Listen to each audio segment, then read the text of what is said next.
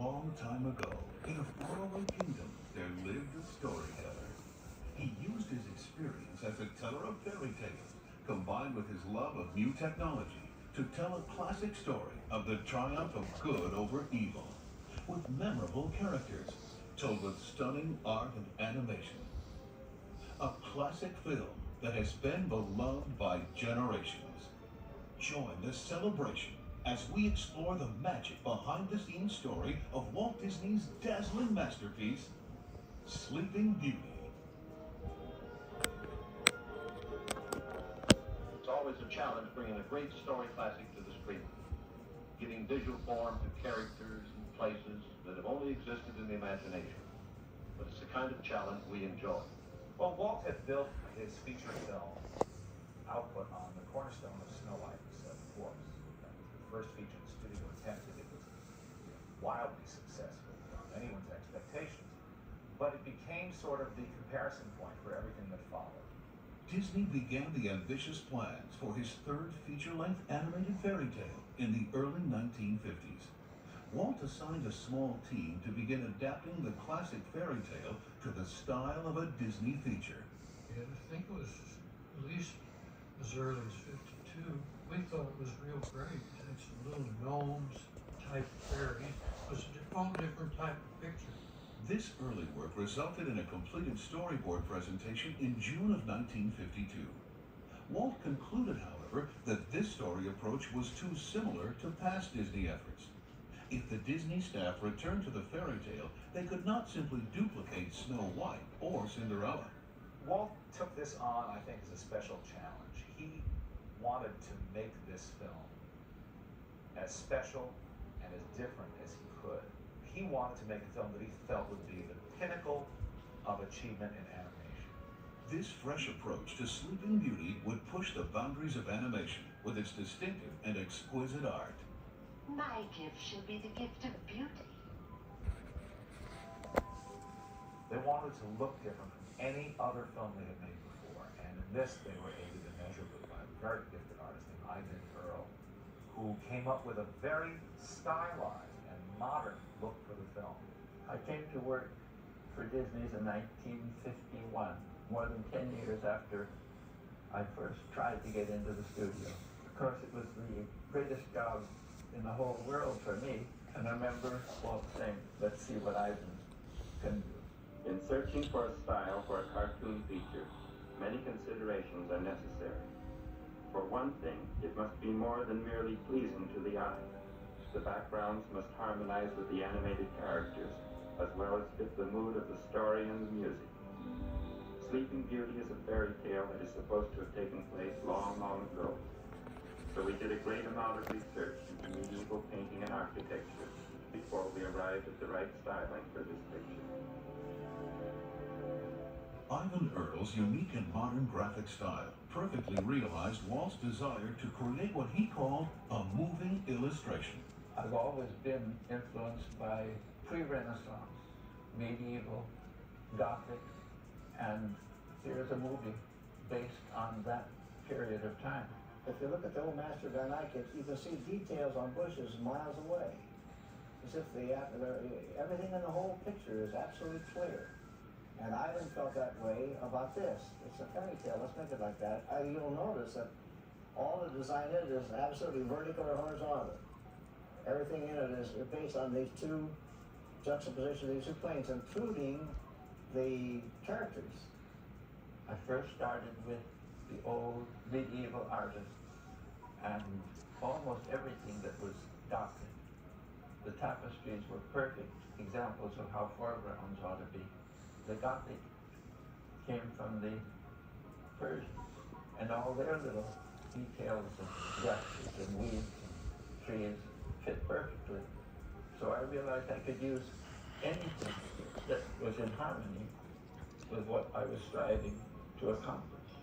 And over all of that, a little tiny bit of myself came through.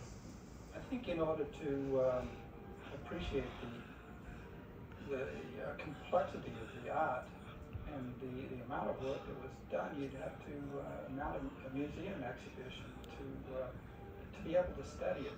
Walt's team of experienced animators faced a particular challenge, making their characters live believably within this highly stylized world. It's always been said the toughest thing to sell to an audience in an animated film is a believable human figure. And Mark Davis was the champion of female figures at Disney. Every one of these films that we did has kind of a style all of its own. We had decided to do Sleeping Beauty as what Walt called a moving illustration, so we did a style in there that was different from any other Disney film. We stylized the drawing of Briar Road. I never want me to meet anyone. And just before we say goodbye, he takes me in his arms. And then I wake up. I had a young woman do some live action reference for me. Her name was Elaine Stanley. She did the dances and this sort of thing, which you could do on your own, but that's doing it the hard way. Why not have something you could refer to? The climactic battle between Prince Philip and the dragon was also intricately choreographed in live action for use as a reference by the animators.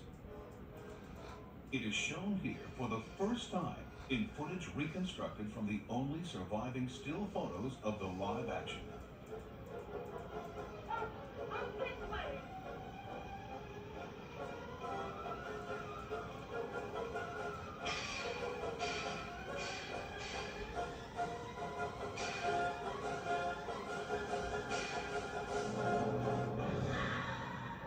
Mark Davis commended the forces of both good and evil in Sleeping Beauty.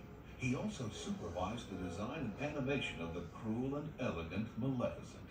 I looked through books of the Middle Ages and so on, and I found some figure that was kind of a religious nature, but part of the gown were these kind of medallions of red, and they had a look of flames, and I thought, gee, that's a good idea. And then, since she was kind of evil, I decided, well, the horns of the devil, it wouldn't hurt, so I put the horns on. Then around her neck, kind of like bat wings. To give Maleficent a powerful voice to match her evil character, Walt Disney personally suggested actress Eleanor Audley, who had brought Cinderella's wicked stepmother, Lady Tremaine, to chilling vocal life. Well, Eleanor Audley was a fine actress.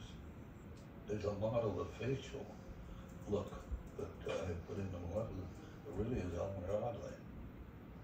Veteran animators Frank Thomas and Ollie Johnston were given the happy task of bringing 3 good fairies to life. At one point, Walt wanted the 3 fairies to all be alike, sort of like Huey, Dewey, and Louie. And we thought, that's not going to be any fun. So we started figuring it up the other way and worked on how we could develop them into special personalities. I think it did make the picture richer to have that way. Little Merryweather was a feisty little thing that get upset too easy. Fauna was always the one trying to pour oil on troubled waters to keep peace between Flora and Merryweather. Because Flora was not what you'd call an appointed leader. She just automatically sort of became the leader because she had the best ideas. But all in all, the 3 of them formed a happy team. During the production of Sleeping Beauty, voice recordings and live-action reference films were made by many of Hollywood's best-known character actresses, including Spring Byington, Madge Blake, and even Mayberry's Aunt Bee, Frances Xavier. As animation progressed, another gift was being given to the production of Sleeping Beauty. My gift shall be the gift of song. Our inspiration for Sleeping Beauty was this wonderful score written more than 75 years ago by Peter Tchaikovsky for his ballet version of the fairy tale. Bringing much of this music to life was a lovely young singer whose performance as both the singing and speaking voice of Sleeping Beauty was the beginning of her career as a star of the International Opera stage. They had searched for a voice for Sleeping Beauty for 3 years, and I feel that probably the reason Walt Disney chose me to sing the part of the Princess Aurora was because I could easily negotiate my voice in the high register. And it was almost like an extension of speech for me because I'd sung that way since I was a little girl. I never lost that, and I know that he wanted everything to be in the Tchaikovsky classical style, but he wanted it to be easily understood and warm and young and joyful, with a romance in it, and that's the way I felt when I was doing the music. Like a love song to me. Because of its strong reliance on classical music, Sleeping Beauty was recorded in state-of-the-art stereophonic sound. Similarly, its magnificent art and epic scope led to the decision to film Sleeping Beauty in the widescreen 70mm format. Sleeping Beauty is the first full-length animated feature photographed in what we call Technorama 70. Previous features like Snow White, Pinocchio, and Cinderella were made for the standard-size theater screen. So they were shot on 35mm film like this. But Sleeping Beauty was filmed in Technorama 70 like this. That meant that all of our artwork, backgrounds, paintings had to be larger and more detailed. All of these special processes and meticulous attention to detail had a cost, not just in money, but in the time it took to produce Sleeping Beauty.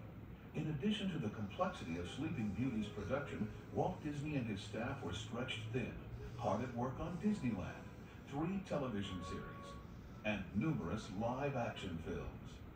That's why it took us 6 years and $6 million to make Sleeping Beauty. But to us, it was worth it. I mean, at every stage, at every step, this film was going to be different. And that meant much more work. This was not business as usual for anybody at this time. The picture was in animation longer than any picture I'd ever worked on, and since then either. It was so complex in its design statement that normally a background for a film might take a day or two.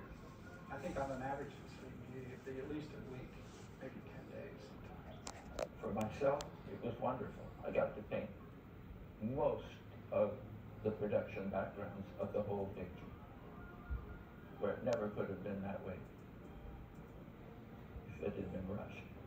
Sleeping Beauty premiered in the era of epic movies like Ben-Hur.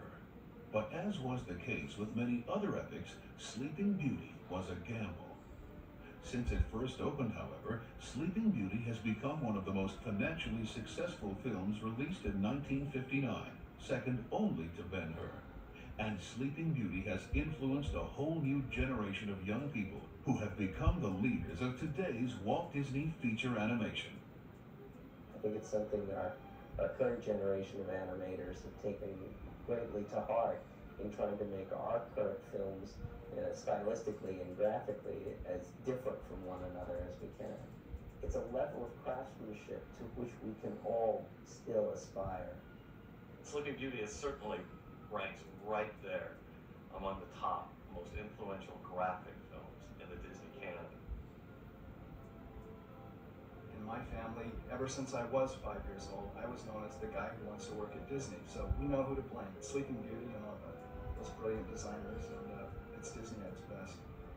Little did I know Sleeping Beauty would be the film that would keep me in contact with young people. When I'm talking to young people, tell them to hold on to their dreams, work very hard. I was very lucky and so fortunate.